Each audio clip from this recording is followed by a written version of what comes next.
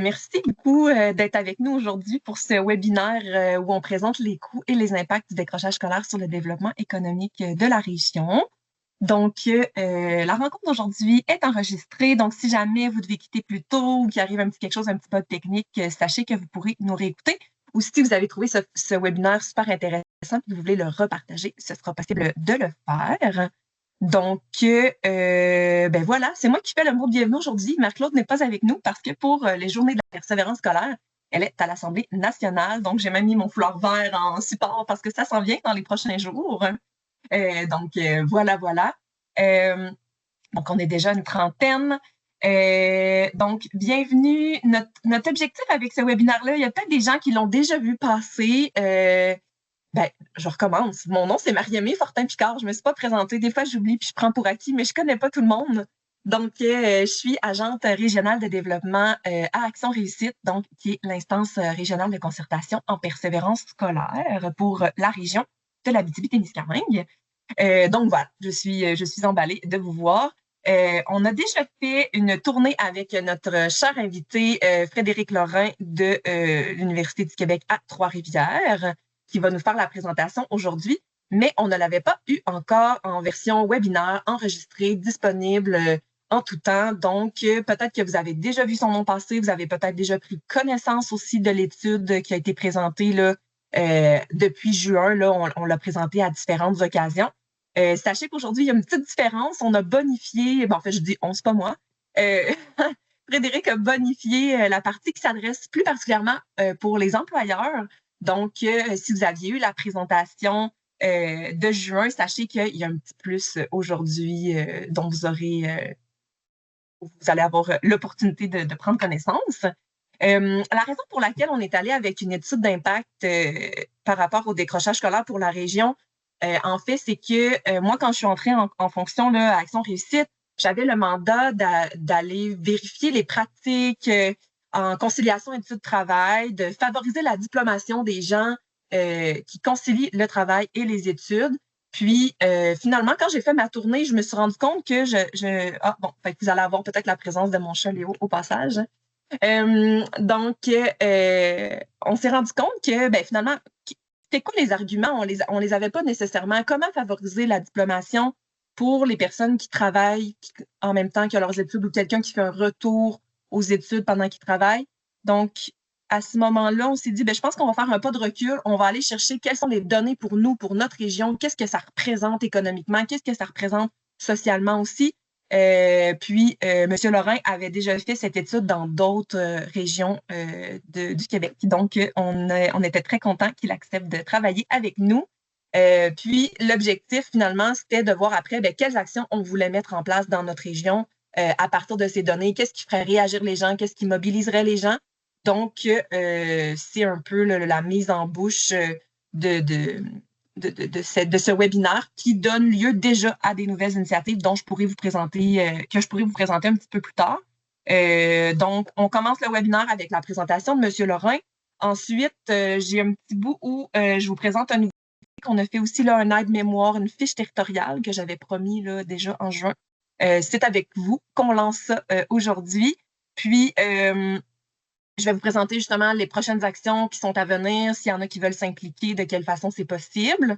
Puis, j'ai aussi, sur notre site, on a monté une boîte à outils en lien avec la conciliation études-travail, les aspirations scolaires et professionnelles.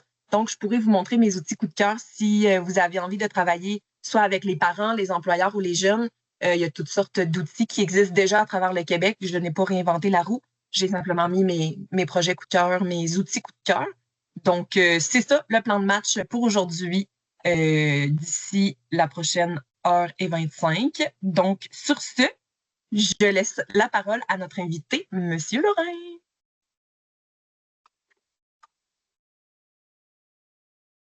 Je suis en train d'ajuster mon écran. Est-ce que vous voyez tous le partage d'écran? Oui, c'est bon. Donc, voilà, mon nom est Frédéric Lorrain. Je suis professeur en économie à l'Université du Québec à Trois-Rivières, chercheur à l'Institut de recherche sur les PME. Ma spécialisation est en développement économique régional. Et quand la première fois on m'a demandé d'évaluer l'impact économique du décrochage scolaire, Les gens, la première région avec laquelle j'ai travaillé, c'est à la Mauricie, puis ils voulaient surtout des chiffres pour pouvoir parler aux élus, pour pouvoir parler à la société civile, etc. Puis évidemment, les économistes, on aime fournir des chiffres, mais les chiffres sont toujours basés sur des estimations, des hypothèses, tout ça, puis des fois, c'est contesté. Et puis moi, comme je me spécialise en développement économique régional, j'ai voulu élargir au-delà d'un chiffre, puis de voir quels étaient peut-être les effets plus long terme sur le développement économique. Et on va voir ça aujourd'hui. Donc, je vais vous donner des chiffres, mais on va peut-être faire un approfondissement en termes de développement économique. Donc, la première partie, c'est on va faire un portrait éducatif de la l'Abitibi-Témiscamingue. Et ensuite de ça, on va regarder quelles sont les conséquences du décrochage scolaire sur un décrocheur. Donc, à partir du moment où on a les conséquences sur un individu, on va pouvoir voir les conséquences sociales, les conséquences pour le gouvernement, les conséquences pour la société. Et là, j'ai des chiffres qui vont apparaître. Dans un deuxième temps, on va voir les effets sur le développement économique régional. Donc, on commence avec un portrait de la l'Abitibi-Témiscamingue. Si on regarde le taux de décrochage scolaire, donc aux dernières données 2021-2022, l'Abitibi est au 15e rang sur les 17 régions administratives avec un taux de décrochage scolaire de 23 %. Donc, on voit que dans l'ensemble du Québec, c'est 16,3 %. Donc, l'Abitibi-Témiscamingue est en retard sur l'ensemble du Québec à ce niveau-là. Si on regarde par MRC, en fait, toutes les MRC de la région font pire que l'ensemble du Québec. C'est un peu mieux à Rouyn-Noranda et en Abitibi. Puis les deux dernières MRC, c'est la Vallée-de-l'Or et le Témiscamingue. Maintenant, au fur et à mesure qu'il y a des décrocheurs, s'ils ne se sont pas à un moment donné dans leur vie raccrochés, ils tombent dans ce qu'on appelle la population sans aucun diplôme. Puis quand on dit aucun diplôme, c'est même pas un diplôme d'école secondaire, là. Pas de DEP, pas de DES, rien du tout. Donc, ils ont terminé avant de finir la 5e année. Donc, la population sans aucun diplôme, là, je l'ai en pourcentage de la population de 25 à 64 ans. On voit qu'en Abitibi-Témiscamingue, c'est 18,8 % de la population qui n'a aucun diplôme. Ça lui donne le 14e rang sur 17 régions administratives, ce qui est nettement pire là, que l'ensemble du Québec à 11,8 %. Si je regarde par MRC, toutes les MRC font pire que l'ensemble du Québec, encore une fois. Rouyn-Noranda, c'est un petit peu mieux. Le Témiscamingue aussi. Puis c'est la Val-d'Or et la Abitibi-Ouest qui sont les pires à ce niveau-là, avec presque une personne sur 5 là, qui sont sans diplôme. Maintenant, on a l'indice de littératie. L'indice de littératie se mesure sur une échelle de 1 à 5, 5 étant la meilleure situation. Puis ce qu'on dit, c'est que pour être efficient sur le marché du travail, il faut avoir au moins un niveau 3 sur 5. Et là, j'ai la proportion de la population qui n'atteint pas le niveau 3. Donc là, on voit qu'en Abitibi-Témiscamingue, il y a 58 % de la population qui n'atteint pas ce niveau 3-là. Donc, plus de la moitié de la population, ce qui fait que l'Abitibi-Témiscamingue est au 14e rang. Sauf que quand on regarde dans l'ensemble du Québec, c'est presque plus de la moitié de la population, autour de la moitié de la population qui n'atteint pas cet indice de littératie de niveau 3. Donc, on voit que c'est vraiment un problème québécois et que l'Abitibi-Témiscamingue a un retard qui est encore pire. Si je regarde par MRC, c'est un peu la même affaire dans chacune des MRC. Rouyn-Noranda, encore une fois, fait un petit peu mieux. Puis les régions qui arrivent au dernier rang, c'est l'Abitibi puis Abitibi-Ouest. Maintenant, on va regarder quels sont les impacts pour l'individu qui est décrocheur. Donc là, si on regarde en termes de revenus d'emploi au Québec, on voit que plus on avance en termes de diplôme, plus en moyenne, on gagne un revenu d'emploi qui est élevé. Puis j'ai calculé qu'entre quelqu'un qui n'a aucun diplôme, puis les autres, si on pondère au Québec, il y a un écart de 24 000 par année de salaire perdu là, pour quelqu'un qui est décrocheur ou qui n'a pas de diplôme. Le taux de chômage aussi est nettement plus élevé pour des personnes qui n'ont pas de diplôme, alors qu'on est en pénurie de main-d'œuvre. On cherche désespérément de l'emploi parce qu'ils n'ont pas nécessairement les capacités ou les savoir-faire ou les qualifications.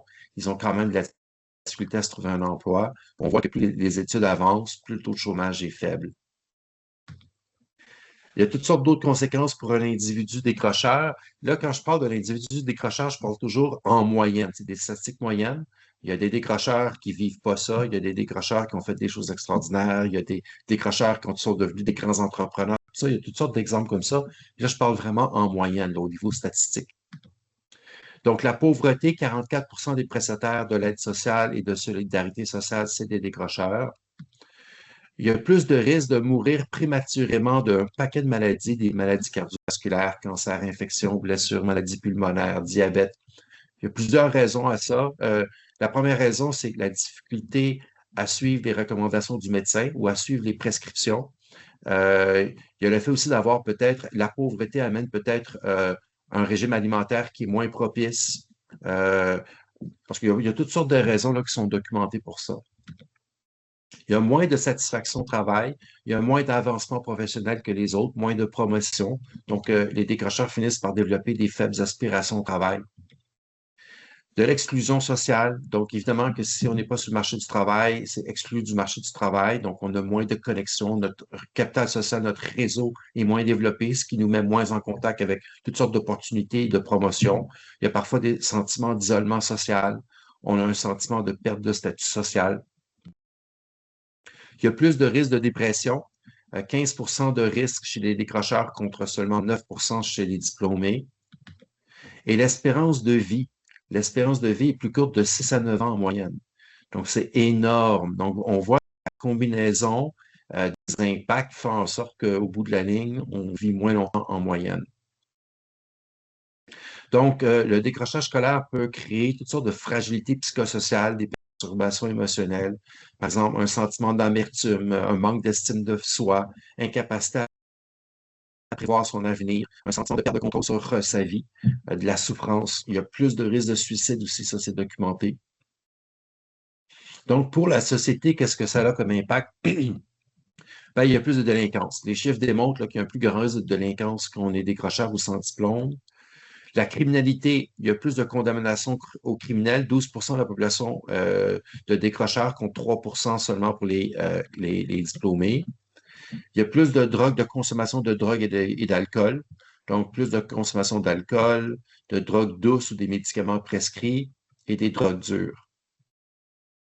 Et la population carcérale, plus de chances d'aller en prison. 63 de la population carcérale, c'est des personnes sans diplôme. Donc, de toutes ces conséquences individuelles, on voit qu'il y a éventuellement des conséquences sociales. Donc, quand on a documenté qu'il y avait des revenus en moyenne plus faibles, un moindre salaire, bien, pour le gouvernement, ça veut dire moins de collecte de taxes et d'impôts, donc moins de revenus pour le gouvernement. Quand il y a plus de chômage, bien, c'est de l'assurance-emploi supplémentaire pour les gouvernements. Quand il y a plus de pauvreté, il y a plus de dépendance économique à des programmes sociaux, bien, c'est des dépenses sociales pour le gouvernement. Plus de problèmes de santé, ben, c'est un coût supplémentaire sur le système de santé public et c'est des coûts sociaux pour les gouvernements. C'est aussi documenté qu'il y a plus de grossesses précoces ou non désirées chez les sans diplôme.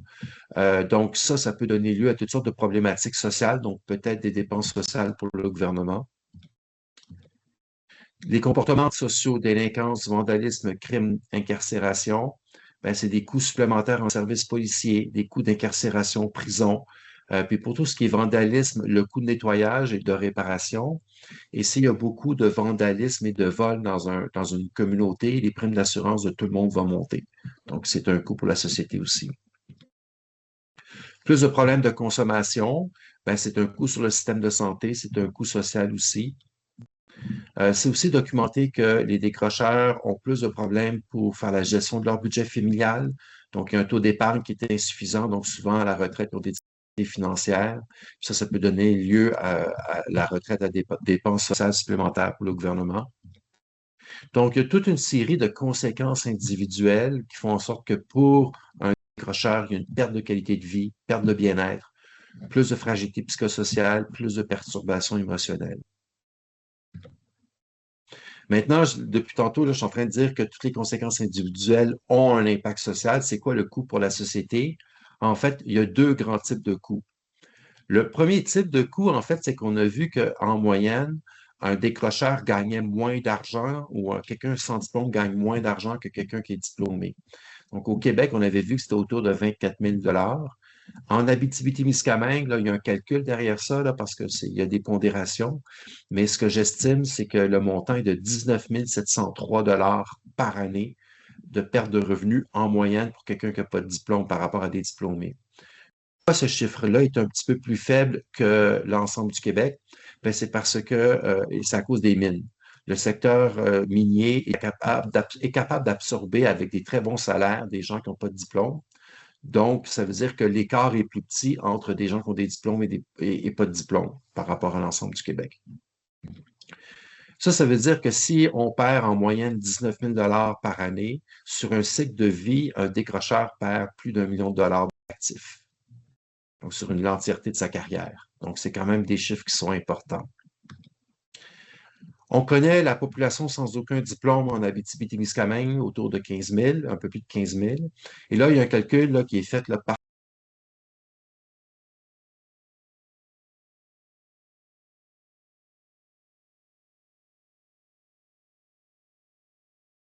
voir qu'au total, cette espèce de revenu qui aurait pu être gagné, mais qui n'est pas gagné parce que la personne n'a pas les qualifications, ben, c'est un total de 280 millions de dollars par année, juste pour l'Abitibi-Témiscamingue. Et moi, je dis c'est comme une espèce de PIB perdu, c'est-à-dire c'est une richesse qui n'est pas gagnée au niveau régional, qui aurait pu être gagnée et dépensée. Donc, 280 millions de dollars par année pour l'Abitibi-Témiscamingue. Ça, c'est mon premier grand coup. Mon deuxième grand coup, c'est le coût pour les gouvernements. Puis là, quand je dis les gouvernements, ben, c'est fédéral, provincial, municipal, en fonction là, de la répartition des juridictions. Donc, il y avait une étude il y a quelques années, une étude canadienne qui avait estimé par décrocheur qu'est-ce que ça coûtait en surplus pour les gouvernements en termes de coûts de santé, d'aide sociale, de criminalité, de revenus perdus en impôts et en taxes, de primes d'assurance emploi qui ne sont pas collectées parce que les salaires sont moindres ou il y a du chômage, puis le coût supplémentaire en assurance emploi à cause du chômage. Et là, ces chiffres-là, je les ai actualisés en données de 2024, parce qu'on a fait l'étude en 2024. Puis je sais le nombre de personnes sans diplôme. Donc, au total, on arrive à un coût total de 415 millions de dollars pour l'Abitibi-Témiscamingue par année. Donc, ça, c'est comme si je disais par habitant de 15 ans et plus, c'est 3 318 dollars supplémentaires. C'est comme si le contribuable payait 3 000 dollars de plus par année pour les conséquences économiques et sociales du décrochage scolaire. Donc, si j'additionne mon PIB perdu qui est de 280 millions, plus les coûts pour les gouvernements, 415 millions, j'arrive à un grand total de 650 millions de dollars par année de coûts du décrochage scolaire pour l'Abitibi-Témiscamingue seulement. Puis comment on peut interpréter ce chiffre-là? Ben, en fait, si le gouvernement investit 650 millions de dollars par année de plus en éducation, ça reste rentable. C'est un petit peu ça que ça veut dire. Maintenant, il y a d'autres conséquences sur la société là, du décrochage scolaire. Par exemple, c'est documenté que les décrocheurs, en moyenne, font moins souvent du bénévolat, donnent moins souvent du sang, vont moins souvent voter. Donc, il y a moins de bénévolat, aussi moins de dons de charité en moyenne, moins de participation communautaire. Là, on a vu aussi qu'il y avait plus de comportements antisociaux. Il y a moins de participation politique, démocratique et citoyenne. On a vu aussi qu'il y avait des inégalités de revenus, ce qui fait que des décrocheurs, face à toutes ces problématiques-là, finissent par avoir une certaine forme de désillusion envers le système, une perte de confiance dans les institutions, et c'est toute la cohésion sociale de la communauté qui est affectée. Donc, c'est la vitalité des communautés qui est affectée, puis on est capable de faire peut-être un parallèle avec la montée des extrémistes qu'on voit actuellement et toutes les fake news et tous ces mouvements un peu bizarres qui vont dans tous les sens, qui nous semblent parfois un peu illogiques, puis qui s'inscrivent dans une réalité sociale. Puis quand on est dans une communauté où il y a beaucoup de pauvreté, de criminalité, de drogue, de mal-être, de désillusion, de chômage, de vandalisme et tout ça, ben en fait, c'est toute l'attractivité du territoire qui est affectée, donc l'attractivité régionale pour attirer de la main-d'œuvre, ça c'est super important, attirer des nouveaux résidents, attirer des investissements, attirer des entrepreneurs, attirer des entreprises, on devient moins attractif à la longue. Donc, même sur le marketing territorial, sur l'attractivité régionale, le décrochage scolaire peut jouer. Et tout ce que j'explique, en fait, il y a une espèce de cercle vicieux. Parce que là, ce qu'on est en train de documenter, c'est que quand il y a beaucoup de décrochage, ben, il y a un impact sur les revenus, il y a un impact sur le chômage, sur la criminalité, sur des problèmes de santé. Puis là, on va le voir un peu plus tard, il va y avoir aussi des problèmes sur la productivité des entreprises. Ben, tout ça fait en sorte qu'on affaiblit les milieux, les communautés, donc ça génère des milieux qui sont défavorisés. Or, un milieu défavorisé, c'est un facteur de risque qui mène au décrochage scolaire. Donc, les facteurs de risque, c'est les conditions de vie, les faibles revenus, le chômage, la précarité, le stress, le milieu scolaire, les difficultés personnelles, qui va mener aussi au décrochage. Les legs intergénérationnels. Le leg intergénérationnel, c'est si les parents sont eux-mêmes des décrocheurs, en moyenne, il va y avoir un plus grand risque que leurs jeunes, leurs enfants deviennent aussi des décrocheurs. Pour un paquet de raisons, notamment parce que il y a une culture de l'école qui n'est pas nécessairement là tout le temps. Puis deuxièmement, les parents vont avoir plus de difficultés à suivre les enfants pour faire les devoirs, puis tout ça. Donc, il y a plus de risque d'échec. Ça va être la même chose s'il y a beaucoup dans le voisinage, s'il y a beaucoup de décrochage scolaire, il y a une certaine culture de l'école qui ne s'est pas instaurée.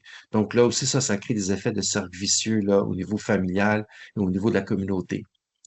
Donc, plus de facteurs de risque, décrochage, et là, j'ai une espèce de cercle vicieux là, de fait boule de neige qui s'installe. Et c'est pour ça que quand il y a un territoire avec beaucoup de décrochage scolaire, ça demande énormément d'efforts pour pouvoir s'en sortir parce qu'il faut briser cette espèce de cercle vicieux.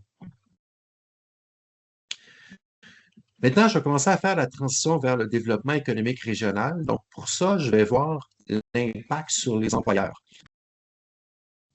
Puis pour ça, ben, j'ai besoin de faire une espèce de petit détour, là, une parenthèse pour vous parler de l'innovation, le rôle de l'innovation. Puis quand on parle d'innovation dans une entreprise, on s'imagine toujours l'image qu'on a là, c'est-à-dire un monsieur avec des équipements technologiques, avec des espèces de petites bouteilles colorées, avec des sarraux. Euh, Puis ça, ben, c'est une image de CSI, là, c'est Hollywood qui l'a inventé comme ça. Dans une entreprise, c'est très rare qu'on voit ce genre de monsieur-là. En fait, ça peut être l'ouvrier qui travaille avec les machines, qui développe des nouvelles idées pour améliorer la productivité de la machine. Ça, c'est de l'innovation, c'est de la petite innovation, mais c'est de l'innovation qui est très importante parce que quand on en a tout le temps comme ça, des petites innovations mis bout à bout, ça a vraiment une conséquence sur la productivité de l'entreprise. Donc, au jour d'aujourd'hui, l'innovation, c'est extrêmement complexe et ça peut venir de n'importe qui dans l'entreprise. Donc, ça peut être le gars de shop qui est sur le terrain, ça peut être l'assistante administrative qui répond au téléphone et qui parle à tous les clients et qui a des idées d'amélioration de produits. Euh, Puis l'innovation, ça peut être du patentage de machines, ça peut être de l'expérience, des ajouts ad hoc à des machines, de l'amélioration à la marge, de l'efficience technique, un nouveau design. Donc, ça peut venir partout et plus les employés contribuent à l'innovation, plus l'entreprise va être innovante et productive.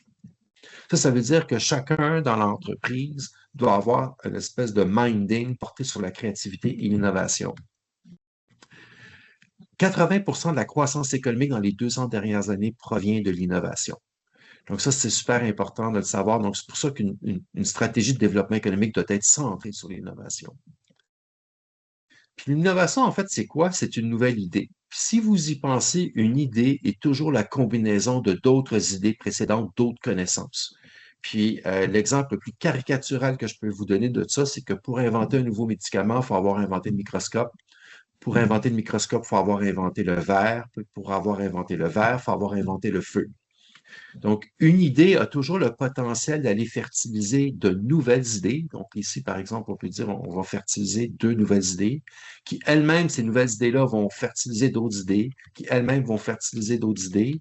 Et là, j'ai une croissance exponentielle des idées. Donc, je peux avoir une croissance exponentielle de l'innovation.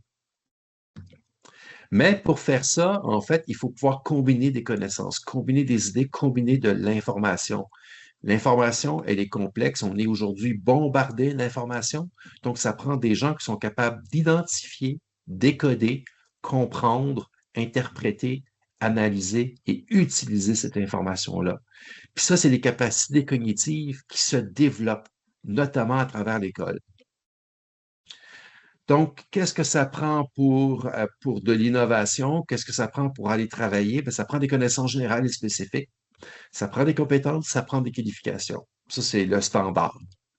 Mais ça prend aussi des prédispositions cognitives en matière de créativité, d'ouverture d'esprit pour être ouvert aux nouvelles idées, des pensées out of the box, des pensées originales, des pensées de résolution de problèmes. Et ça prend de plus en plus aujourd'hui une capacité d'adaptation et de flexibilité cognitive pour s'adapter aux nouvelles technologies, s'adapter aux nouvelles façons de faire. Donc, tout ça nous mène à de l'innovation, à de la créativité, à une meilleure absorption des nouvelles technologies, à plus de productivité pour l'entreprise, une meilleure compréhension des travaux complexes. Pourquoi? Ben parce qu'aujourd'hui, dans les entreprises, on a une complexification des tâches. Les tâches sont de moins en moins routinières. Elles exigent de plus en plus de l'utilisation de technologies. Donc, ça exige tout ça de plus en plus de qualification et de flexibilité aussi pour s'adapter à ces nouvelles façons de faire, à ces nouvelles technologies.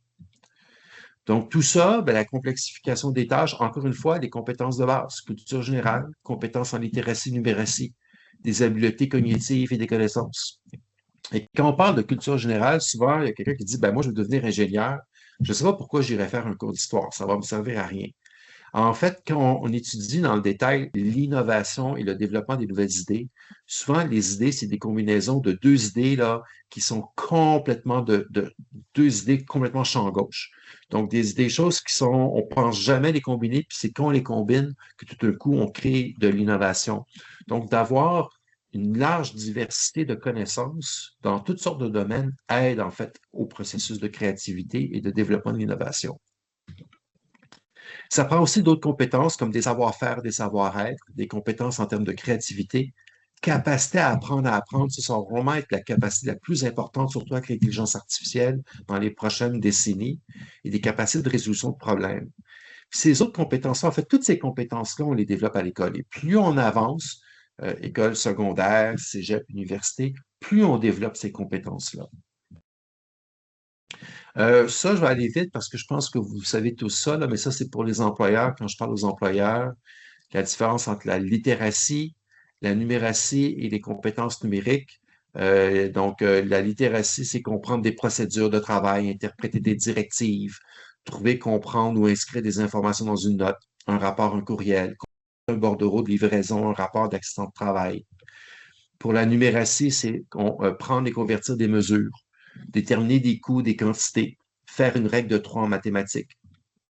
Et des compétences numériques, c'est utiliser efficacement un ordinateur dans ses tâches, s'approprier de nouvelles technologies, communiquer par courriel ou par visioconférence. Donc ça, c'est une diapo que j'ai pris de Service Québec. Là, ils m'ont permis de l'utiliser parce que je trouvais que ça illustrait bien les capacités de littératie, numératie et les compétences numériques. De se questionner si leurs employés ont ces compétences-là, puis peut-être qu'ils peuvent déterminer pourquoi il y a des problèmes dans l'entreprise. Donc là, en fait, ce que je suis en train d'expliquer, c'est que quand il y a un manque d'éducation, quand il y a un manque de formation de compétences de la part des travailleurs, s'il y a une entreprise qui embauche beaucoup de décrocheurs, ben, il y a des conséquences là-dessus. Donc, il va y avoir des conséquences sur la productivité au travail, sur le niveau d'innovation, le niveau de créativité, sur la compréhension des nouvelles technologies, sur la capacité de transformation et d'adaptation technologique de l'entreprise. Donc, globalement, il y a un capital humain qui est plus faible. Et tout ça va affecter sa productivité. Et pour la collectivité, si la productivité des entreprises est plus faible, le PIB du territoire va être plus faible.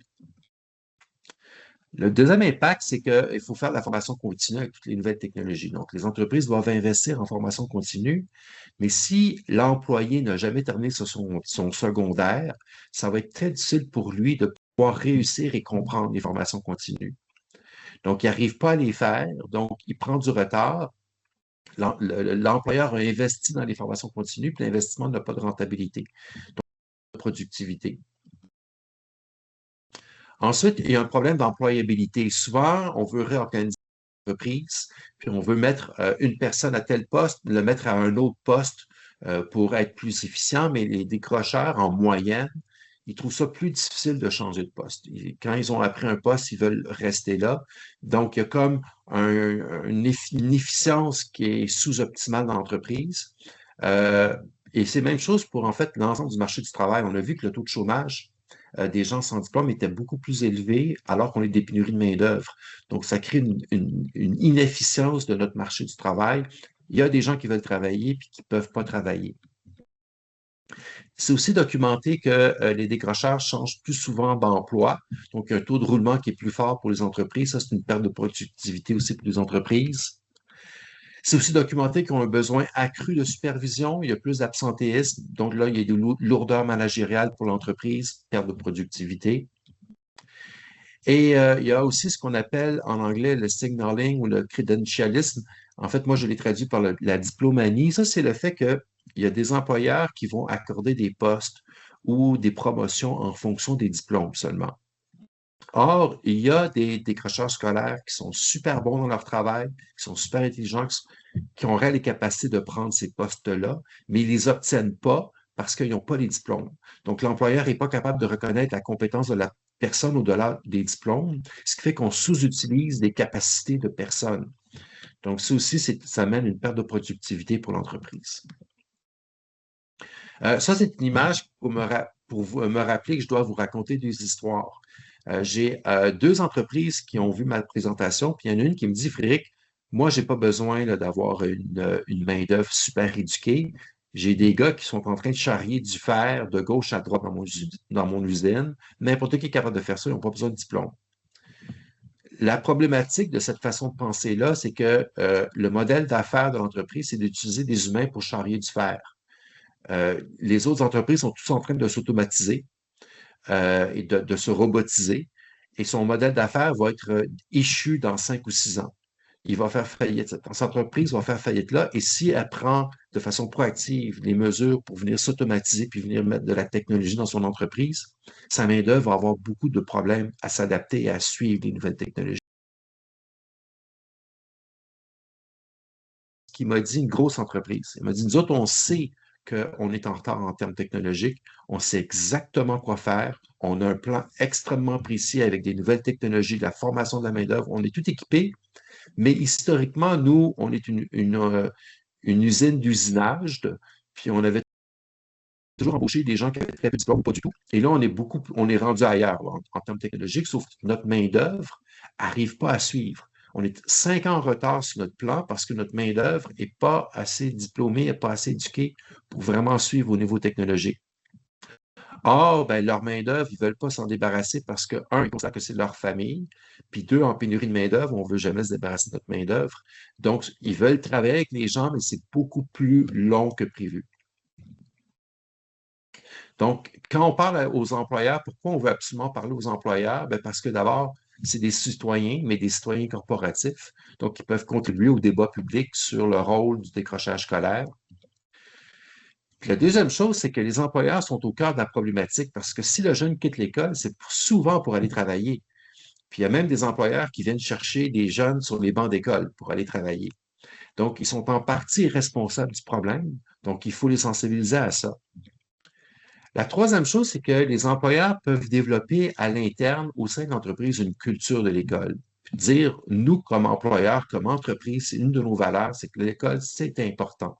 Donc, s'il y a une culture de l'école comme ça à l'intérieur de l'entreprise, les employés vont peut-être la partager à leurs propres enfants. La quatrième chose, ben, c'est que l'employeur, lui, ici, ça va être quoi les emplois de demain? C'est-à-dire c'est quoi le profil des employés qu'il va embaucher dans 5 ans? Donc, il y a une petite idée là-dessus.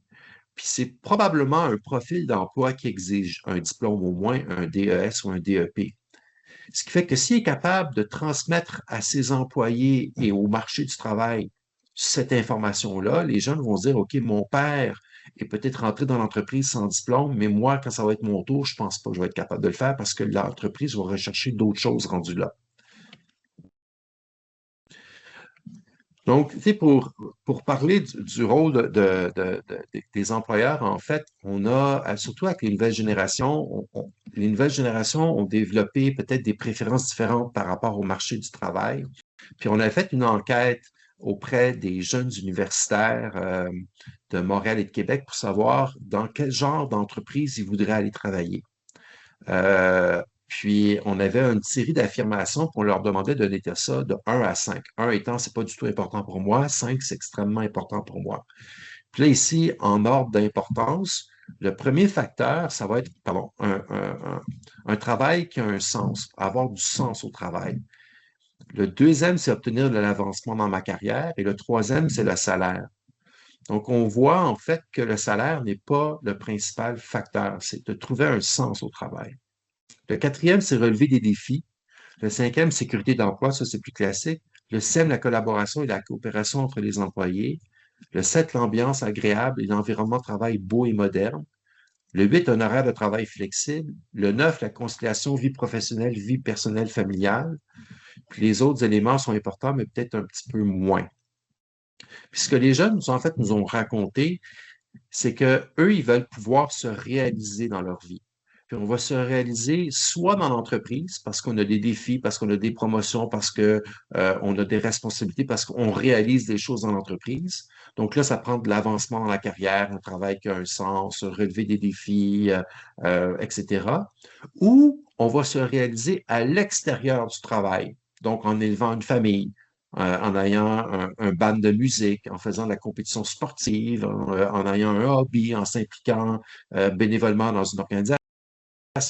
Et donc, on a besoin d'avoir de la flexibilité du temps de travail pour pouvoir la faire, de la conciliation de travail, vie familiale ou vie personnelle. Donc, les employeurs peuvent considérer, dans le fond, que c'est pas juste le salaire là, qui est l'élément crucial pour attirer et retenir de la main-d'œuvre. Il y a d'autres éléments.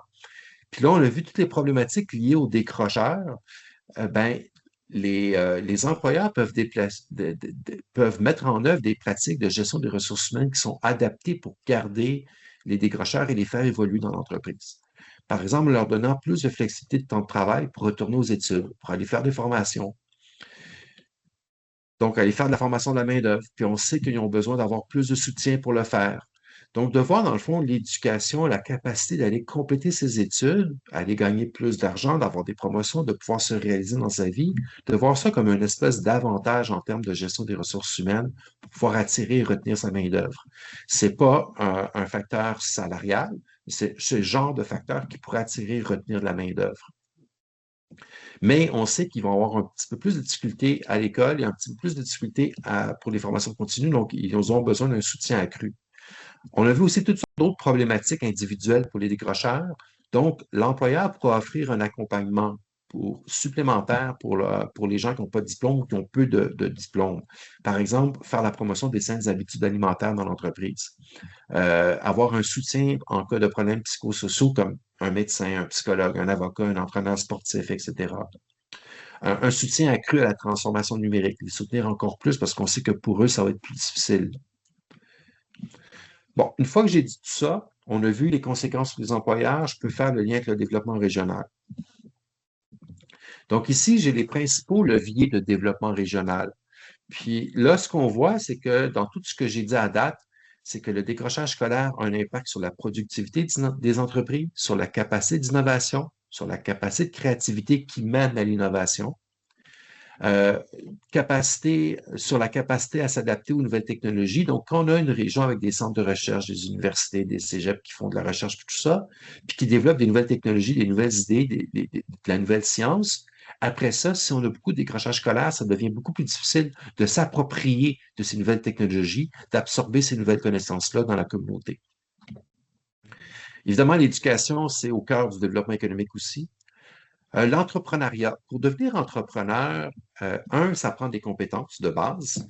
Donc, quand on est décrocheur, souvent, on n'a pas nécessairement les compétences de base pour être gestionnaire, pour être manager d'une entreprise, même si je sais qu'il y a des exemples de décrocheurs qui sont devenus des grands entrepreneurs, là.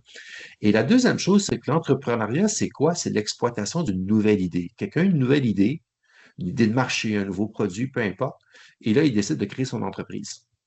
Or, on a vu que le processus de développement des idées, le processus d'innovation, de créativité chez les décrocheurs est peut-être un peu moins là en moyenne. On a vu aussi que c'est toute l'attractivité régionale qui était affectée quand il y avait beaucoup de décrochage scolaire dans une communauté. Donc, la capacité à attirer de la main-d'œuvre et des investissements des nouvelles entreprises est plus faible. Finalement, en développement économique, la cohésion sociale était hyper importante là, pour un paquet de raisons, la capacité de mobilisation des parties prenantes, de coordination de tout le monde. Puis quand il y a beaucoup de décrochage scolaire, on a vu que ça affectait la cohésion sociale. Puis pour bien illustrer ça pour l'Abitibi-Témiscamingue, je vous présente ce graphique-là qui a l'air d'être très compliqué, mais que je vais vous expliquer. En fait, ici, chacun des points de couleur, ça représente un des secteurs d'activité dans la région. Donc, ça représente le PIB relatif de ces secteurs d'activité-là en Abitibi-Témiscamingue. Quand je dis relatif, en fait, ce que vous avez dans l'axe horizontal, c'est l'indice de spécialisation. Et comment je le calcule, l'indice de spécialisation? En fait, je regarde, par exemple, si je regarde, par exemple, la fabrication de produits en bois, je regarde le poids économique de la fabrication de produits en bois en Abitibi-Témiscamingue. Mettons que c'est 20 du PIB de l'ensemble de la région. Puis je vais comparer ça, ce poids économique-là, au poids économique des produits en bois dans l'ensemble du Québec. Donc, si dans l'ensemble du Québec, ça représente 5 de l'économie du Québec, mais que ça représente 20 de l'économie de l'Abitibi-Témiscamingue, je veux dire, il doit y avoir une raison pour laquelle le poids économique de ce secteur-là est beaucoup plus important en Abitibi-Témiscamingue que dans le reste du Québec. Donc là, je veux dire, comme le poids économique est plus élevé dans la région est plus spécialisée, il doit y avoir des avantages concurrentiels qui expliquent ça. Et donc là, mon axe horizontal, c'est l'indice de spécialisation. Quand il est plus grand que 1, ça veut dire que l'industrie est plus spécialisée en Abitibi-Témiscamingue que dans le reste du Québec. Puis quand c'est en bas de 1, ça veut dire que c'est moins spécialisé. Après ça, j'ai mon axe qui est vertical. L'axe vertical, c'est le niveau de salaire en moyenne dans chaque industrie. Puis la moyenne des salaires en Abitibi-Témiscamingue est autour de 31 $. Donc là, j'ai des industries où en moyenne on gagne plus que 31, puis des industries où on gagne moins que 31. Et donc là, on voit que j'ai quatre cadrans. J'ai le premier cadre, j'ai les cadrans qui est délimité par le niveau de spécialisation. Est-ce que c'est plus spécialisé ou moins spécialisé? Puis après ça, j'ai une délimitation sur les salaires. Est-ce que c'est plus grand que le salaire de l'ensemble de l'industrie ou plus faible que l'ensemble de l'industrie? Puis là, j'ai le cadran qui est en haut à droite, qui est le cadran A. Ça, c'est des secteurs dans lesquels l'Abitibi-Témiscamingue est spécialisée avec des forts salaires. Et là, on voit l'extraction minière, si on n'est pas surpris, la foresterie, l'exploitation forestière, les activités de soutien à la foresterie, puis la construction, puis les autres là, sont vraiment à la limite du cadran. Donc ça, c'est un cadran où on veut être. On veut être dans des secteurs d'activité où on est spécialisé dans des secteurs à fort salaire. Ensuite, il y a le cadran B ici, là, qui est rose, qui est en bas à droite. Ça, c'est des secteurs dans lesquels l'Abitibi-Témiscamingue est spécialisée, mais avec des faibles salaires. Là, on en a surtout un, c'est fabrication de produits en bois, puis un petit peu le commerce de détail. Finalement, il y a le cadran C qui est en haut à gauche, qui est en bleu. Lui, c'est des secteurs où on trouve des forts salaires, mais l'Abitibi-Témiscamingue est moins spécialisée que l'ensemble du Québec. Donc ici, on a fabrication de produits métalliques, fabrication de boissons, fabrication de machines, services professionnels, scientifiques et techniques, etc. Puis le dernier cadran qui est en blanc, là, qui est en bas à gauche, en fait, c'est des secteurs qui sont pas importants parce qu'il n'y a pas de spécialisation dans la région, puis il n'y a pas des grands salaires, donc ça nous intéresse moins. Mais là, ce qu'on voit, c'est que, ben, vous ne le voyez pas, mais je peux vous le dire, c'est que quand on fait cette étude-là pour les autres régions, dans les autres régions, il y a beaucoup plus de secteurs de spécialisation, donc il va y avoir beaucoup plus de points de couleur dans les zones A et B. Et dans les autres régions, il y a un peu plus aussi de secteurs qui sont dans la zone A, c'est-à-dire des zones de forte spécialisation avec plus de grands salaires. Puis ce que ça démontre ici, c'est qu'il y a un problème de diversification économique en Abitibi-Témiscamingue.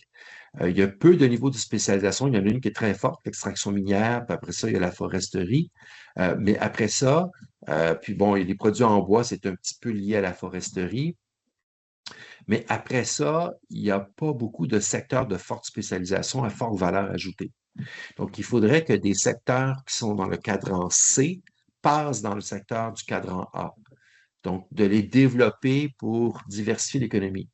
Le problème, c'est que si vous regardez un peu les secteurs qui sont dans le cadran C, c'est des secteurs qui demandent des compétences.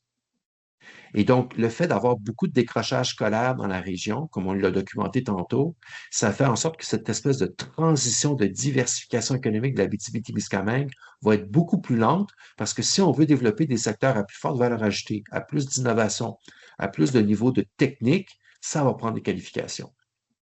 Et donc, le problème de pénurie d'emploi va faire en sorte que ça va être beaucoup plus difficile de les développer.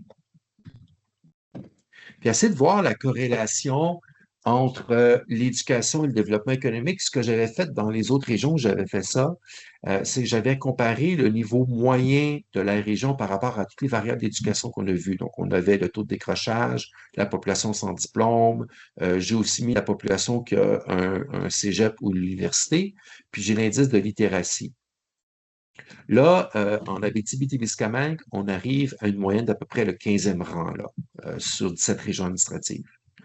De l'autre côté, j'ai un paquet de variables socio-économiques. Puis là, je suis allé voir le rang de l'Abitibi-Témiscamingue sur 17 régions administratives pour chacune de ces variables-là. Et là, en Abitibi-Témiscamingue, j'arrive au 8e rang. Or, quand je le fais pour les autres régions, une région qui est au 5e rang pour les variables d'éducation va être à peu près au 5e rang pour les variables socio-économiques. Une région qui est au 17e rang pour les variables d'éducation va être aussi au 17e rang pour les variables socio-économiques. Mais on dirait que ça ne marche pas pour la BTB-Témiscamingue.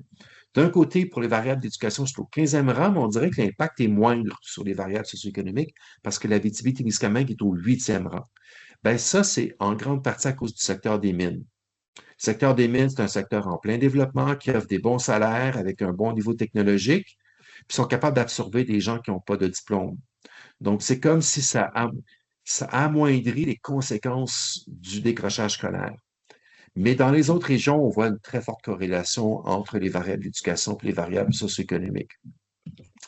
Et si je le regarde au niveau de la BTB-Témiscamingue, mais par MRC, là, je la retrouve, ma corrélation. Bon, j'ai pas beaucoup d'MRC, j'en ai seulement 5, là, ça fait pas une grande démonstration, mais on voit là que le rang au niveau d'éducation de chaque MRC, là, on retrouve un petit peu le même classement pour les variables socio-économiques. Donc, c'est vraiment une espèce de démonstration par la bande là, qu'il y a vraiment un lien entre le développement économique et l'éducation dans une région, dans un territoire. Et donc, voilà, ça clôt ma présentation. On voit ici toutes les conséquences négatives du décrochage scolaire.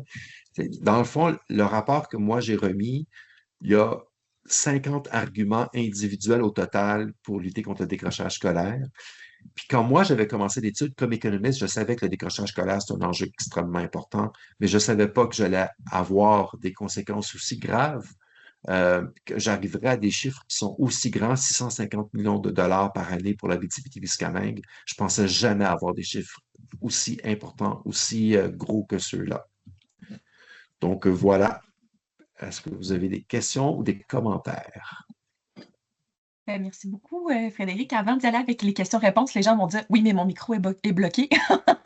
Je dirais que je les garderai un petit peu pour la fin parce que votre attention est là. Je vous dirais, si vous voulez ajouter des questions, il y a déjà Kevin, là, entre autres, là, qui a commencé à écrire dans le Q&R, donc questions et réponses. Vous pouvez commencer à aller les écrire là. J'avais envie de vous présenter quelques petits trucs pendant qu'on a encore votre attention, puis de se laisser vraiment tout le reste pour la période de questions. Donc, je vous partage mon écran. J'imagine. OK, voilà. Donc, je vous partage mon écran pour vous montrer où est-ce qu'on retrouve les documents de Frédéric qui viennent de vous être présentés. Donc, mon écran. Donc, sur le site d'Action Réussite, il y a la section à propos documentation. Donc, c'est à cet endroit où on a déposé les documents et la présentation coûts et impact du décrochage scolaire.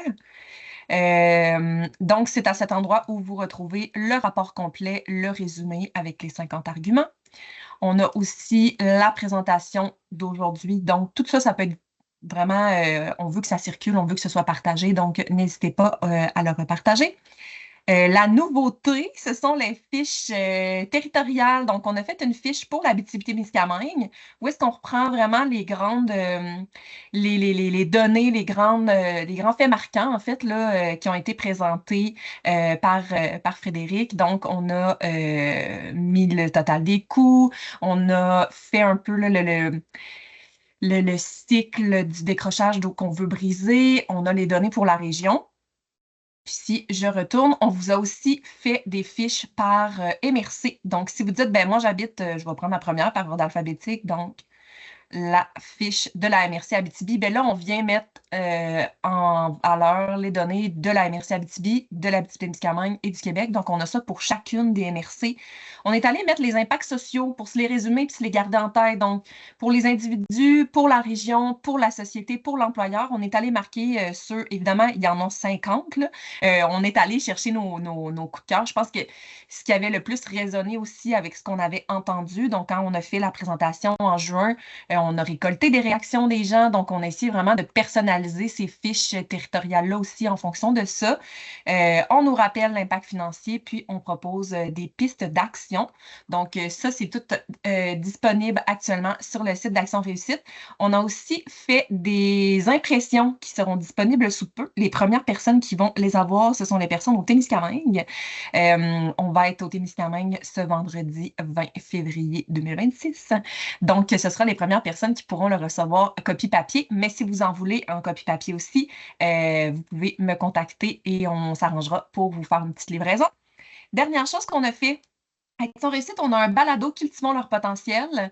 Puis, après le passage de M. Lorrain en juin, on a eu envie, comme équipe, de reprendre les faits marquants, de réagir, de voir comment ça résonnait avec notre travail chez Action Réussite. Donc, vous avez l'épisode 43 qui est Marc-Claude, Andrea, moi et notre animateur Pascal Binette. Si vous voulez aller l'écouter, si vous êtes du genre à connaître des gens de votre entourage, peut-être qu'un webinaire, ça leur tenterait. Ben là, au moins, on a le webinaire, mais au moins, c'était en attendant d'avoir le webinaire, on avait cette discussion-là. Donc, si vous avez envie d'aller plus loin ou de le partager, c'est possible de le faire via cet endroit. Je continue mes petites présentations pour vraiment vous laisser le temps des questions à la fin parce que je sais qu'il y en a des petits vlimeux, comme on dirait, qui quittent, mais peu importe, qui quittent avant la fin. Donc, je vous présente du même coup le dossier thématique concilier études et travail. Donc, dans cette page de notre site web, j'ai remis le portrait régional en matière de conciliation études-travail qui est disponible. Et ici, ce sont les outils. J'attire votre attention. On a 2 sections, concilier études et travail, puis tout ce qui est plus en lien avec les aspirations professionnelles et personnelles. La raison pourquoi on a fait 2 sections séparées, c'est quand je m'informais, c'est qu'on voyait que faire simplement des actions auprès des employeurs, si on n'alimente pas les aspirations professionnelles des gens, c'est un travail qui est incomplet. Donc, je vous ai rassemblé ici la loi encadrant sur le travail des enfants, de la CNESST. C'est un document qu'on connaît de plus en plus. L'année passée, là, on a commencé à voir déjà les effets de cette loi-là sur la conciliation études-travail, ce qui change un peu le portrait. Donc, n'hésitez pas à vous référer à cette loi-là. On a le Réseau québécois pour la réussite éducative. Il y a un dossier complet sur la conciliation études-travail, plein d'outils qui ont été rassemblés. Donc, c'est une section où on peut trouver plein de petits bijoux. Ensuite, on a une boîte à outils employeurs engagés.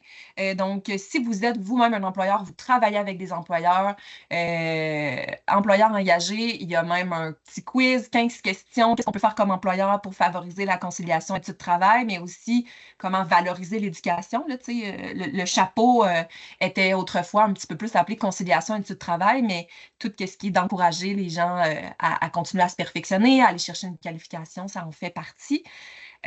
Donc, ça, c'est vraiment une belle boîte à outils pour le travail de sensibilisation auprès des employeurs. On a la plateforme Je Concilie. Donc, ça, c'est vraiment plus un outil, je dirais, plus pour les intervenants. Un intervenant qui a un suivi avec un jeune qui veut faire le tour des différentes sphères de vie, puis de voir comment il équilibre son travail et sa vie personnelle, ses études. Là, c'est un test assez complet. C'est pour ça que je dis avec intervenant, parce que juste envoyer ça à un jeune, c'est un petit peu laborieux, là. Il y a plusieurs questions.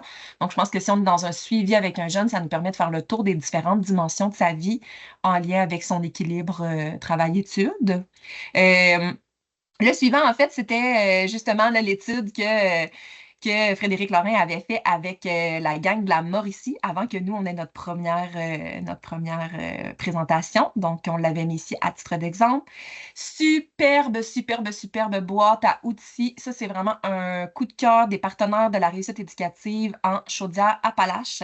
la gang de Préca, ont vraiment une très, très belle boîte à outils. Il y a autant des vidéos de sensibilisation, des outils, des infographies. On a même des exemples de contrats qu'un employeur peut utiliser pour discuter avec le jeune, pour bien s'entendre, qu'est-ce qui favoriserait sa conciliation études-travail. Donc ça, c'est vraiment très, très complet aussi. Puis, la gang de Rap Côte-Nord qui a fait un outil 168 heures, ça nous permet de regarder avec un jeune son équilibre de vie, donc 168 heures dans une semaine, qu'est-ce que le jeune en fait, la place que le travail a, le sommeil, les activités sportives, par exemple. Donc, ça peut être un bel outil si on est, par exemple, dans un carrefour jeunesse-emploi ou que vous faites du travail avec les jeunes pour pouvoir les sensibiliser.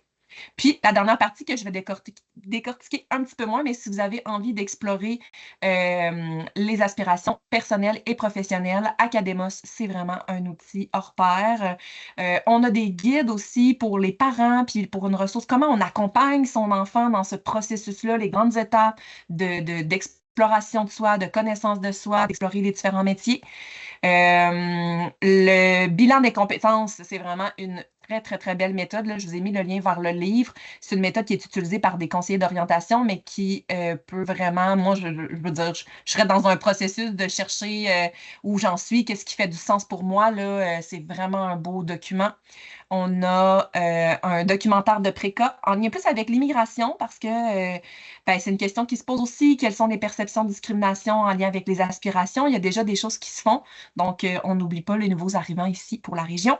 Puis, j'ai rassemblé aussi là, dans mes outils l'Ordre des conseillers et des conseillères d'orientation qui ont fait un webinaire à l'intention des parents vraiment, vraiment très, très, très intéressant. Comment on peut soutenir nos enfants dans ces aspirations. Donc, ça, c'est vraiment tout ce qui était plus à vous présenter. J'arrête le partage. Je voulais être certaine qu'on se garde un petit peu de temps puis que tout le monde puisse le voir. J'irai avec vos questions, puis je me garde un petit 5 minutes à la fin pour vous dire qu'est-ce qu'on fait à Action Réussite, qu'est-ce qu'on a déjà commencé à faire ou qu'on veut faire avec vous. Je ne sais pas, Justine, si tu es capable d'autoriser les micros d'emblée pour tout le monde ou si on fait lever la main des gens. Moi, tantôt, je suis allée explorer, là, je suis Je pas pense que là. ça va y aller individuellement. Je OK, vais débloquer individuellement les micros. parfait. Je Donc, pense. si vous avez une question pour M. Lorrain ou pour les différents documents là, que je vous ai présentés, ben, je vous invite à lever la main ou à l'écrire dans le Q&R, questions et réponses. Mais on pourrait déjà commencer pour M. Lorrain. On a Kevin qui qui demandait tout à l'heure, existe-t-il un lien entre les gens sans diplôme ou qui ont un faible niveau de littératie et l'utilisation de l'intelligence artificielle comme nouvelle technologie, par exemple ChatGPT? Est-ce que vous Ah, avez cette réponse-là? non, Non. je suis pas tombé sur une étude comme celle-là encore. Euh, je, ça fait depuis 2018 qu'on travaille sur ce dossier-là. Là, puis l'intelligence artificielle, elle frappe vraiment depuis 2 ans. Là, faudrait refaire une revue de la littérature, mais j'ai pas vu ça encore. Là. La question est Je sais que ça doit pertinente, exister. mais oui, Pardon? c'est ça. La question est pertinente, mais on n'a pas la réponse pour aujourd'hui. Désolé, Kevin. Mathieu Pichette qui a une question. Je te laisse, Justine, cliquer sur le micro, sinon je vais le faire. Voilà. Oui, est-ce que vous m'entendez? Oui. Oui. En fait, j'avais deux questions. Ma première question, en fait, je rebondis un petit peu sur l'exemple que vous avez donné là, du travailleur du fer là, qui se questionnait pourquoi ma main-d'œuvre aurait besoin d'être qualifiée pour transporter du minerai. Euh, Si je l'inverse, là, qu'est-ce qu'on dit à un jeune qui se destine vers le milieu minier, hein, et lui qui regarde plutôt qu'est-ce que j'ai besoin au niveau professionnel pour obtenir un emploi et il s'aperçoit qu'il a besoin de rien. Et sa stratégie à ce moment-là, c'est de dire, c'est d'y aller plutôt au minimum. De pas, ça me donnerait quoi, dans le fond, d'être plus instruit que ce qui est exigé par l'employeur? Je vais perdre des années de salaire à ce moment-là. Je vais perdre du temps sur les bancs d'école. Vous comprenez un peu ma question? Fait que ça, c'est ma première question. Puis ma deuxième question, ça portait sur la mobilité interrégionale. Qu'est-ce que ça nous informe, là, tout ça, sur l'impact que ça peut avoir sur les travailleurs? Parce que les travailleurs, bon, ils sont libres aussi de quitter la région, de venir s'intégrer dans la région. Là. Les deux sont vrais. Là. Alors, qu'est-ce que ça nous apprend là, sur la mobilité régionale? Ben, pour la première question, c'est sûr que la situation des mines, ça fait comme si l'Abitibi-Témiscamingue était un cas particulier par rapport aux autres régions que j'ai étudiées. Parce que dans les autres régions, c'est assez clair que si on est décrocheur, il y a moyen de trouver un bel emploi, tout ça. Mais en moyenne, ça va être extrêmement difficile, tandis qu'en Abitibi-Témiscamingue, ça ouvre pas mal de voies. Euh, Sauf que encore là, tu sais, même en Abitibi-Témiscamingue, j'ai vu, mon calcul, c'est qu'il y a une différence de salaire de 19 000 par année. C'est à réfléchir. Tu sais, souvent, ben, le jeune, il s'imagine avec ses petites dépenses quotidiennes en tant que jeune, il voit pas la famille, il voit pas et la maison, il y a beaucoup de choses qu'il voit pas encore, là. Donc, tu sais, sur l'ensemble de la carrière, il perd 1 million de dollars en moyenne. Et puis, même s'il va travailler dans les mines, ben, il peut gagner beaucoup d'argent, sauf que là, il va probablement se retrouver bloqué pour tout ce qui est des promotions, puis avoir peut-être un emploi qui est meilleur, puis tout ça. Et malgré tout, il y a quand même un risque de chômage. D'autant plus que le secteur minier est un secteur cyclique. Puis, si les prix des minerais devaient diminuer, mettons, dans 5 ans, puis qu'il y a des licenciements, ça va devenir extrêmement compliqué. Donc, il y a un risque. Tu sais, souvent, les jeunes vont abandonner en secondaire 3, secondaire 4, secondaire. Bon. Fait que l'an et demi de plus, là, c'est quelque chose de précieux. Je- je- C'est sûr que l'argument est plus faible pour l'Abitibi-Témiscamingue, mais quand même. Ben, je me permets de rebondir justement parce que quand on a fait la tournée régionale en juin dernier, c'est sûr que nous, à Action Réussite, on se dit la persévérance scolaire, c'est l'affaire de tous, c'est pas seulement l'affaire de l'école, c'est pas seulement l'affaire d'un jeune. Faut comprendre que oui, le jeune, on peut faire quelque chose auprès de lui, mais comme collectivité, on a un rôle à jouer aussi. Donc, on travaille à différents niveaux, à différents clientèles cibles, on va dire ça comme ça. Puis, ça avait été nommé en juin, mais qu'est-ce qu'on va dire aux jeunes avec ça? C'est super, on a des données, mais comment on reprend ça? Puis, qu'est-ce qu'on dit à un jeune? Est-ce que l'argument, c'est juste d'apporter les chiffres, c'est 19 000 par année? Est-ce que c'est des arguments de santé? Est-ce que c'est des arguments... Ça, on n'a pas encore la réponse. Puis je me permets de le dire tout de suite. En fait, là, on est à la recherche, on veut, tu sais, on vous a entendu que c'était vraiment une volonté à travers la région de dire quel message on transmet aux jeunes à partir de ça. Donc, s'il y a des gens qui sont intéressés à travailler là-dessus avec moi, on est rendu à cette étape où je ne veux pas travailler ça toute seule parce que moi, je ne travaille pas auprès des jeunes directement. Donc, s'il y a des gens qui sont en formation générale des adultes, dans les carrefours, dans les écoles secondaires, dans les formations professionnelles, dans peu importe votre domaine, puis vous dites, hey, moi, je pense que ça me plairait ou je pourrais me mettre en contact avec des jeunes, on pourrait faire un bout. Les maisons de jeunes, tu sais, moi, je suis vraiment ouverte. On est rendu à aller plus loin parce que les arguments pour les employeurs, comme vous l'avez vu, on le développe. L'aspect économique, on le développe. L'aspect pour les parents, mais là, pour les jeunes, moi, je veux pas m'improviser pro des jeunes puis m'adresser dans un vocabulaire qui est peut-être pas le leur puis qui leur parle pas.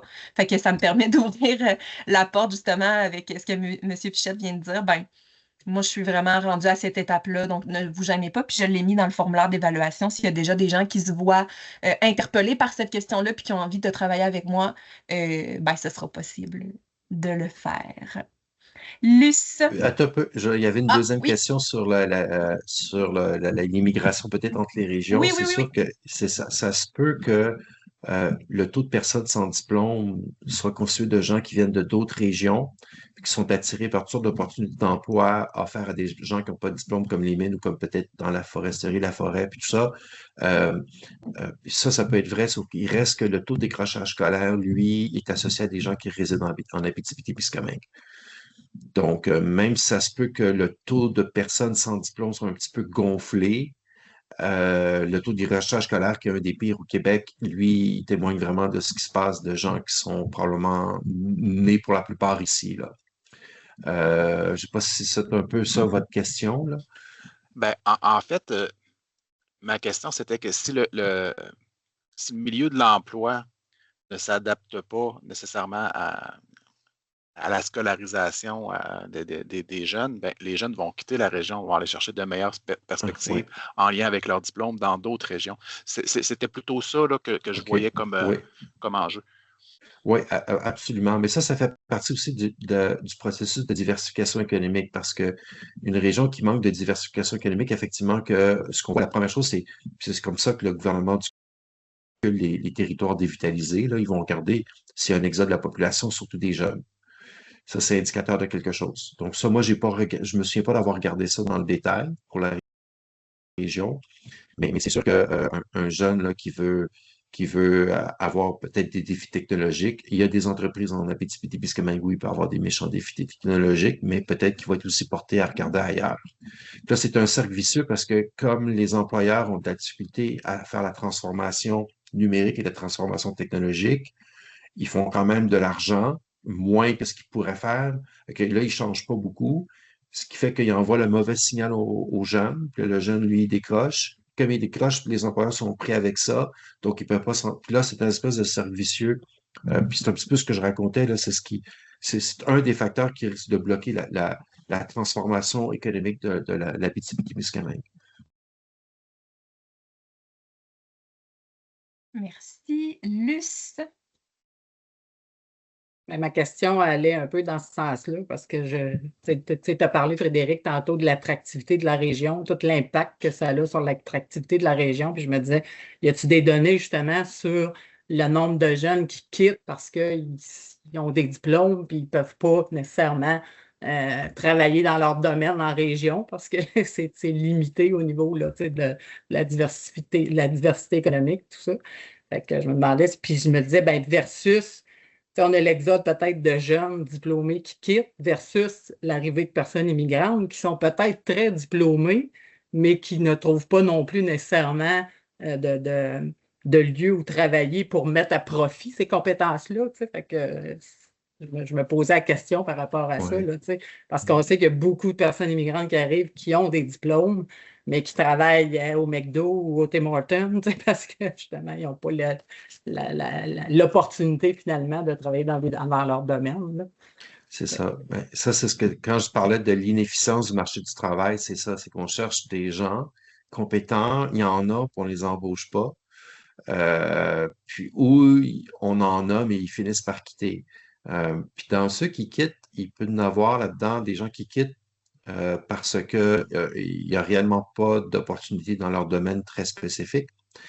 Mais il y en a beaucoup, c'est probablement par manque de connaissance de ce qui se fait dans la région. Puis ça, je vous en ai pas parlé, mais j'ai beaucoup travaillé sur le marketing territorial pour attirer de la main-d'œuvre. On a fait plusieurs études là-dessus. Puis un des facteurs, c'est le manque de connaissances. Je vous donne un exemple, c'est qu'il y a encore beaucoup de gens en Mauricie qui pensent qu'on est encore la capitale des pâtes et papiers.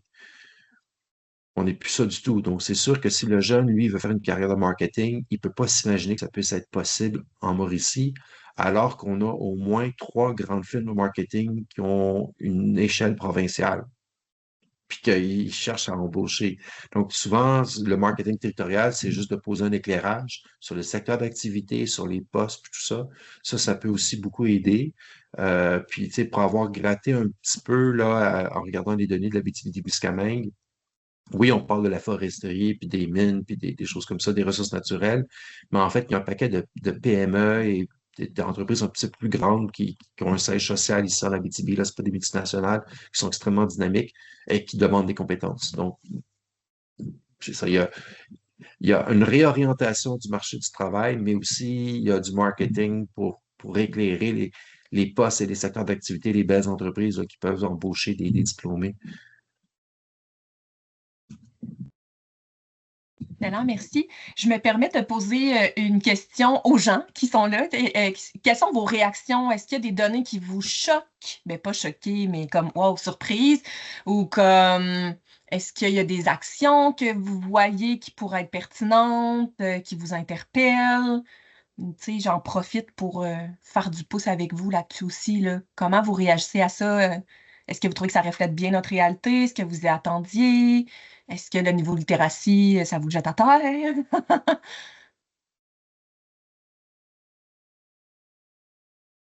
Erwan? Oui, Je voulais savoir avec Marie-Aimée, Parle un petit peu plus fort, Erwan, s'il te oui, j'ai plaît. toujours un ordinateur de merde qui a un mauvais son. C'est une Merci, on habitude. t'entend. Je souhaiterais savoir quel est le rôle de lobbying auprès des élus municipaux ou régionaux, parce qu'il me semble bien important qu'il y ait une dimension politique qui soit prise en considération au vu de ce sujet. Il y a des volontés régionales à améliorer la situation et le développement régional ici en Abitibi-Témiscamingue. Je prends l'exemple de monsieur le maire de Val-d'Or, monsieur Allard, qui pose beaucoup de questions sur les redevances minières, mais aussi tout simplement sur la qualité des emplois et la qualité de vie que l'on peut avoir en région. Donc, j'aimerais savoir comment l'organisme Action Réussite compte se positionner sur cette question politique-là. Ça, c'est la question que Marc-Claude aurait un petit peu plus pu répondre, mais je peux vous dire que c'était dans les premiers publics cibles qu'on visait avec cette étude-là, c'était les élus, le milieu municipal, puis les employeurs, le milieu économique, parce qu'ils ont un rôle majeur à jouer. Puis pour comprendre le rôle qu'on a à jouer, ben, si on connaît quels sont les impacts dans notre région, puis on a des vrais chiffres, des vraies mesures, ça aide à être sensibilisé.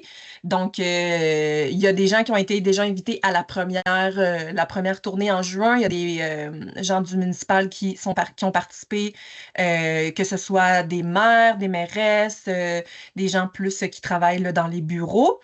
Puis, on continue, même chose avec ce webinaire-ci, de continuer de sensibiliser. Je n'ai pas une action précise en ce moment avec les élus, dans le sens où on a continué de faire du pouce, on continue de sensibiliser. Entre autres, il y a des actions qui se font localement aussi. Là, nous, on travaille avec les comités locaux. Donc, je vois par exemple Kevin qui est là, Luce qui est là. Donc, il y a des comités locaux qui travaillent sur la persévérance scolaire, qui eux-mêmes font du travail auprès du municipal, ben, auprès et avec. Puis, par exemple, justement, ce vendredi, là, il y a des gens du municipal qui vont être là pour la gang de Ville-Marie, pour la gang du Témiscamingue. Donc, on est vraiment à cette étape-là où on crée des liens, on partage l'information, puis je pense qu'on va le faire ensemble. Ce ne sera pas Action Réussite qui va dire ben voici le municipal, vous devez faire ci. Je pense que ça va être ensemble, qu'est-ce qu'on a envie de faire, voici les données, voici ce qui est probant, comment on peut le travailler ensemble. Donc, c'est certain que s'il y a des gens du municipal, des élus, du politique aussi, là, on avait voyons donc, des députés qui étaient présents aussi là, lors de la première présentation. Donc s'il y a des gens qui sont intéressés aussi à travailler sur le sujet, je suis à cette étape. On s'appelle, Kerwan dit. Donc, mais oui, c'est ça. Fait, comme vous voyez, on est encore au début de cette démarche-là, dans le sens que ben, plus on va en parler des données, plus on va se parler entre nous, plus on va pouvoir avancer. Donc, tout est ouvert, tout est possible.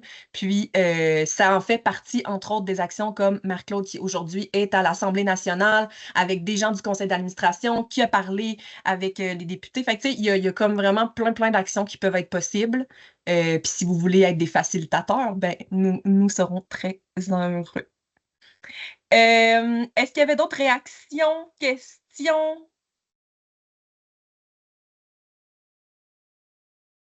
Non? OK. Ben, je me permets d'abord de vous présenter quelles sont les suites. Ça fait un peu du pouce avec cette dernière question-là. En fait, on a déjà commencé à faire des suites, évidemment. Donc, on a déjà la semaine passée, je vois des gens qui étaient là aussi, organisé un webinaire avec la Fondation pour l'alphabétisation, parce que quand on a fait notre première tournée en juin, les gens ont beaucoup réagi au niveau de littératie. On a entendu beaucoup de gens réagir sur OK, donc les parents à qui on s'adresse, les citoyens à qui on s'adresse, les employés à qui on s'adresse, ils comprennent majoritairement pas ce qu'on leur dit. Si on reprend la statistique de 58% qui n'atteignent pas le niveau 3, là, qui atteignent le niveau 3. Je reprendrai Frédéric pour peut-être le reformuler comme il faut. Donc, on a vraiment une forte proportion de gens de la région qui ne comprennent pas tant que ça, finalement, décoder, analyser. Tu sais, c'est pas juste lire une phrase, le niveau de littératie. Donc, bon, on a voulu aller un peu plus loin. Donc, j'ai organisé un webinaire la semaine passée qui est enregistré, qui est disponible sur notre site. Donc, je le mettrai en lien là, quand je vous enverrai le courriel, mais il est sur notre site, dans documentation, juste à côté des documents pour l'éco et impact. Donc, on a des données, on a des pratiques qui sont faites à travers le Canada, desquelles on peut s'inspirer, qui sont autant des actions qui peuvent être faites par le milieu scolaire que par le municipal, par le milieu communautaire. Donc, on a fait un bout là-dessus parce qu'on a vu que les gens étaient préoccupés sur à quel point on veut rejoindre des populations vulnérables ou pas, puis que finalement, on les rejoint peut-être pas avec le bon niveau de langage, le bon niveau de littératie. Donc, ça, c'était la première chose que je voulais vous dire qui est encore disponible. On a aussi une formation en écriture simplifiée qui s'en vient. Donc, on a testé, nous, en équipe Action Réussite, avec les comités locaux pour tester à quel point cette formation-là, puis on a comme invité des partenaires privilégiés pour la tester puis voir est-ce que ça nous convient ce que Sac à mots, donc sac comme il y a un sac à mots. C'est eux qui offrent la formation à plein d'endroits au Québec. Donc, on l'a testé, on l'a bien aimé. Il y a une partie qui est vraiment sensibilisée. C'est quoi la réalité d'une personne qui vit avec un faible niveau de littératie, faible niveau d'alphabétisation? Puis après, on a vraiment des pratiques, comment à l'écrit, puis même à l'oral, il y a des choses qui s'appliquent sur comment on peut simplifier nos communications pour être compris des gens qu'on veut rejoindre. Et là, je vous arrête tout de suite, les gens qui disent « Oui, mais on nivelle par le bas. » On n'est pas en train de niveler par le bas. On est en train de dire que si on veut rejoindre les gens par des communications, nous, en tout cas, ce qu'on souhaite, c'est adapter ces communications-là. On veut travailler avec les parents, donc on va s'adresser dans un langage qu'ils comprennent. Simplifier, ça ne veut pas dire modifier les mots puis les écrire d'une façon qui tu sais, exemple, éléphant avec un F, c'est pas de ça qu'on parle. On est dans faire des phrases plus courtes, présenter avec des points de forme. On a vraiment des bonnes pratiques qui nous ont été présentées. Donc, cette formation en écriture simplifiée qui sera offerte en région, je ne sais pas encore si ce sera en direct ou en virtuel, mais encore une fois, j'ai dans le petit sondage, si les gens sont intéressés à suivre cette formation-là, Erwan qui nous fait de la grosse publicité avec son pouce, là, il était là quand on a fait notre test. C'était vraiment, nous, on a déjà commencé à Action Réussite à réviser les façons qu'on faisait nos courriels, tout ça. Donc ça, c'est une formation qui s'en vient pour comme s'assurer aussi que quand on rejoint les gens, on s'adresse à eux puis ils peuvent mieux comprendre. Ensuite, comme je disais tout à l'heure, s'il y a des gens qui sont intéressés à construire le message pour les jeunes, sensibiliser les jeunes, on travaille là-dessus. Donc, c'est vraiment un chantier qui a été lancé puis qui est sur une bonne lancée, justement. Puis, comme je disais tout à l'heure, on collabore localement. Donc, si vous êtes au Témiscamingue, par exemple, c'est Valérie Lalonde. Si vous êtes à la MRC Abitibi-Ouest ou dans la MRC Abitibi, c'est Kevin. Si vous êtes à Rouyn-Noranda, pour le moment, c'est Kathleen Baldwin. Puis, à Val-d'Or, on a Luce Audet qui est là pour toute la vallée de l'Or. Donc, on travaille avec ces gens pour, j'espère que j'oublie personne, parce que dans le fond, chacun a des plans d'action en lien avec la persévérance scolaire. Puis, s'il y a des demandes locales, tu sais, moi, je reste vraiment disponible. Exemple, que Luce dit, ben moi, j'ai un comité persévérance scolaire, Mariamé, on aimerait ça faire un bout avec toi, on aimerait ça avancer certains aspects qui nous ont plus interpellés localement. Donc, tu sais, c'est vraiment, moi, je vous invite à ce qu'on puisse travailler ensemble. Il y a déjà des actions qui sont en cours là, pour la MRC Abitibi, peut-être un déjeuner de partenaires, on verra. Le Témiscamingue, ça se fait vendredi. Donc, tu sais, la porte est vraiment ouverte pour qu'on puisse le travailler. Moi, c'est mon principal mandat. Donc, je me déplace, on peut se former un comité de travail, on peut avancer des choses ensemble. Donc, sachez que c'est vraiment très ouvert. Puis, dernière petite annonce publicitaire avant d'y aller avec les questions-réactions. Ce qu'on s'est rendu compte aussi dans la tournée la première fois, c'est la tournée de juin, c'est qu'on se questionnait sur à quel point les employeurs sont conscients des répercussions que ça a dans leur propre entreprise d'embaucher des décrocheurs. C'était comme une question qu'on se posait. Frédéric Laurent a posé la question. On a dit, bon, on ne sait pas tant que ça si les gens sont conscients des répercussions puis de quelles pratiques de ressources humaines, de gestion des ressources humaines peuvent être faites.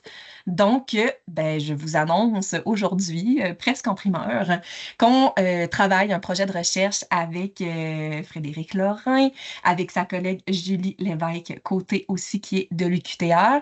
Puis, on travaille en collaboration avec Hugo Asselin de l'UQAT. Action Réussite, mais aussi des sous. On dépose un projet de recherche pour pouvoir faire du pouce là-dessus sur la perception des employeurs par rapport aux impacts. Puis, je pense que ça va nous donner aussi des beaux arguments, des belles façons de faire, puis de voir qu'est-ce qui résonne chez nous, puis qu'est-ce qu'on peut faire pour... puis peut-être que Frédéric, tu pourras l'expliquer mieux que moi parce que je ne fais pas de la recherche, mais je voulais vous annoncer qu'on fait du pouce aussi sur ce volet-là.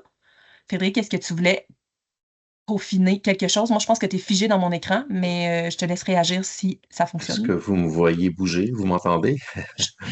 OK. Bon, on OK. t'entend. Moi, je te vois pas bouger, mais je te laisserai faire un bout là-dessus, puis après ça, on ira avec la question ou le commentaire de Mathieu Pichette.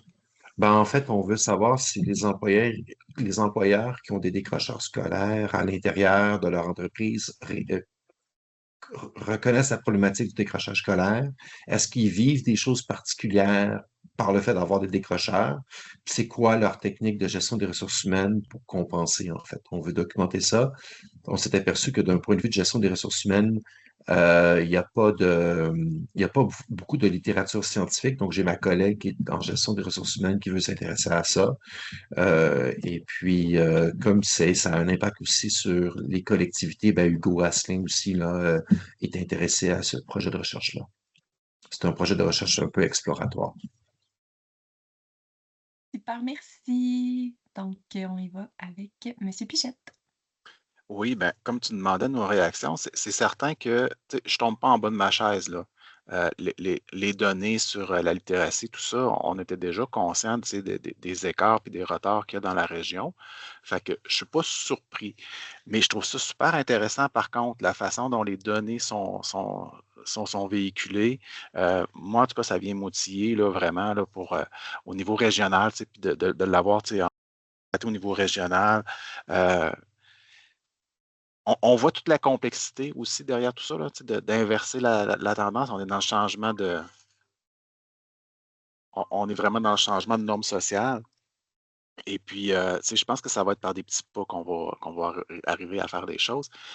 Il y a une des diapos que je trouvais fort intéressante, là, celle sur la motivation des jeunes, hein, où on avait là, tout ce qui motive. Là. Ça, je pense que c'est super intéressant pour aller travailler avec les employeurs parce que eux autres, ils ont la problématique de pénurie qui va probablement les toucher davantage. Pour aller chercher au niveau des élus sur la rétention, je pense que ça va être les mêmes éléments. Il y a quelque chose, en tout cas, à gratter là-dedans. Il y a des choses vraiment, je trouve, intéressantes là, pour aller chercher. Puis pour les jeunes aussi, dans ce qu'on aimait tantôt d'argumentaire, qu'est-ce qu'on peut dire aux jeunes pour les mobiliser dans la persévérance scolaire? Bien, il y a tous ces facteurs-là. Merci beaucoup. Peut-être juste rajouter sur ça, là, sur les préférences des jeunes envers la gestion des ressources humaines modernes, je dirais, là, ça, c'est très, très, très documenté. Puis, ma collègue là, en gestion des ressources humaines après en parler pendant des heures de façon très intéressante. La problématique, c'est comme si les pénuries de main-d'œuvre, ils ont toujours un peu existé, là, mais de façon aussi aiguë, c'est relativement nouveau. Les employeurs perçoivent pas la GRH comme étant un axe stratégique. Pour eux, c'est un axe administratif parfois un peu fatigant, un peu mystérieux. Pour eux, là, c'est des gens qui font des animaux, des couleurs pour faire des entrevues. Là, c'est ésotérique. Puis, ils réalisent pas qu'avec des pénuries de main-d'œuvre, c'est toute la façon de faire de l'entreprise qu'il faut changer en termes de gestion des ressources humaines. Puis quand on leur parle de ça, c'est comme si on braquait des phares sur des chevreuils la nuit, là. Et puis, il y a tout un travail à faire, mais il y a toutes sortes de cabinets de consultants en gestion des ressources humaines. Puis ce que ces consultants-là me disent, c'est que les employeurs ne demandent pas des choses stratégiques, de faire de l'analyse stratégique. Ils demandent juste de faire des embauches, puis de faire des entrevues, puis d'envoyer des CV, pas des CV, des offres d'emploi à travers des réseaux sociaux, puis de bien le faire, alors que c'est toute la façon de faire de l'entreprise qu'il faut changer, puis c'est ça qui intéresserait les firmes de RH comme mandat, mais c'est pas ça qu'ils obtiennent. Donc, je pense qu'il y a aussi une sensibilisation à faire pour que les employeurs développent une GRH qui est beaucoup plus moderne, beaucoup plus dynamique. Surtout pour les jeunes, là, les jeunes générations qui ont vraiment des préférences très, très différentes. Merci beaucoup pour cette précision. Vous avez peut-être vu passer là, dans le clavardage, je suis en train de vous déposer les trucs que je vous ai présentés. Donc, le lien vers la présentation. J'ai mis aussi la section vers les outils. Je vous dépose le formulaire d'appréciation. J'ai vu qu'il y avait quelqu'un qui avait ajouté une question, oui, question-commentaire. Donc, Monique Beaupré qui dit, serait pertinent de sensibiliser les chambres de commerce de la région par le biais d'une présentation de M. Lorrain en webinaire. Je peux servir de contact si besoin pour organiser le tout. Donc, moi, ça ne tombe pas dans l'oreille d'une sourde. Sachez qu'il y a déjà des chambres de commerce qui ont eu la présentation en juin, mais on pourra effectivement se parler puis aller plus loin. Je sais qu'il y a eu des changements aussi là, dans le personnel des chambres de commerce, donc ça peut valoir la peine. Puis justement, M. Laurent a fait une présentation avec la Chambre de commerce de Val-d'Or en novembre dernier. Donc, on pourra se parler. Ça sera pertinent de voir qu'est-ce qui peut être fait de plus que ce qui a déjà été fait. Donc, moi, si ça fait le tour, je vous laisserai le 5 dernières minutes pour remplir notre formulaire d'évaluation, d'appréciation. Puis, puis je vous souhaiterais comme une bonne journée, puis je vous rappellerai que pour les journées de la persévérance scolaire, donc jeudi qui s'en vient dans 2 jours, de porter du verre, de faire des actions en lien avec la persévérance scolaire, ça vaut vraiment la peine. De vous afficher aussi sur les réseaux sociaux auprès de vos jeunes, dans vos vies, de les encourager. Il y a toutes sortes de façons de faire, là, évidemment. Donc, si vous allez sur notre site web, je pourrais le mettre aussi en lien, mais on a plein d'actions qui sont proposées pour le milieu scolaire, pour les partenaires, pour le milieu municipal. Bref, je vous invite à poser des actions et pas seulement que jeudi et pas seulement que cette semaine. Je le sais que vous faites des actions tout au courant de l'année, mais c'est un beau prétexte pour s'afficher auprès de la population. Donc, je vous remercie grandement de votre participation. Je vous souhaite une belle journée.